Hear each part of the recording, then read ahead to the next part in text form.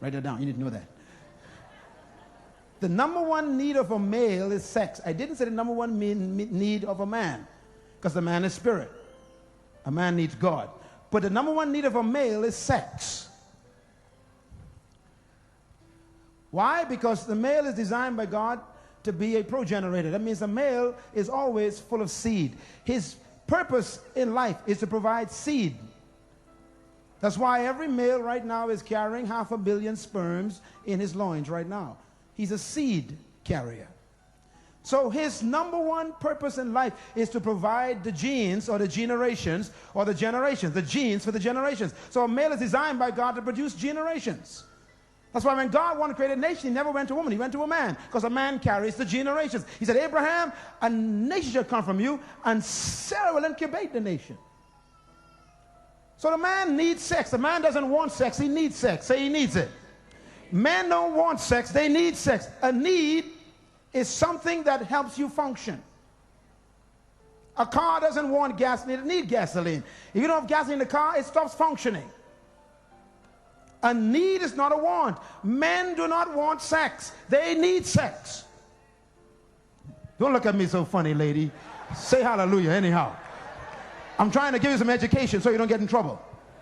Now, because a man number one need is sex, because he's driven by the divine purpose to produce seed. That's why men have no cycles. A man have no menstruation cycle. He's always ready. All the time, every day, all day, anytime, anywhere. The guy's ready. All the men say, right on. Don't look so quiet on me now. Come on, brothers, help me out here. Help me out here now. So you see, a man ain't got to build up to sex. He's just ready. And he ain't got no cycle. So he's ready even when you are not ready. Creates a problem.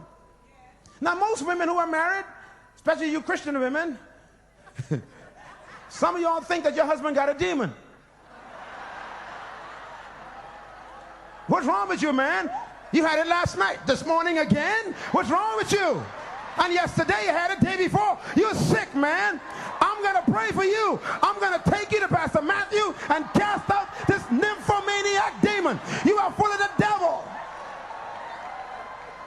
And so you take your husband down to the office. You make an appointment to see Brother Matthew and say, Pastor, my husband have a demon. He's a nymphomaniac. He won't leave his hands off me. You got to pray for him. Cast the demon out. And Brother Matthew says, I got the same demon.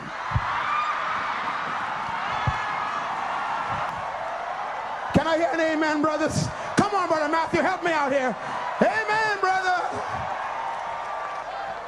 That ain't no demon. All the men say amen. All the men say leave the demon alone.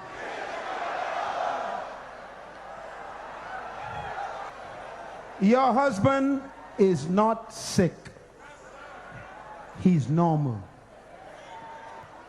And if anybody here want to be too spiritual, any brother want to be too spiritual, if you don't have this same desire, you need prayer.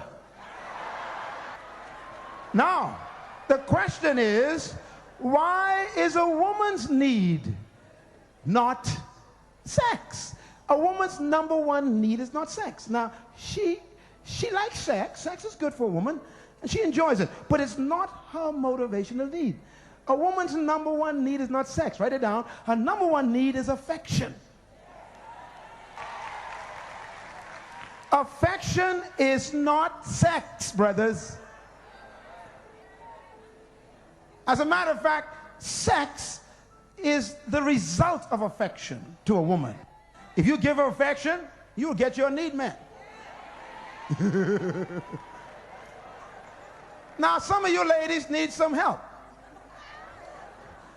You go to bed in the night, you got on all this clothes, socks, long mitten dress, tam on your head, you got wrapped up all around your body.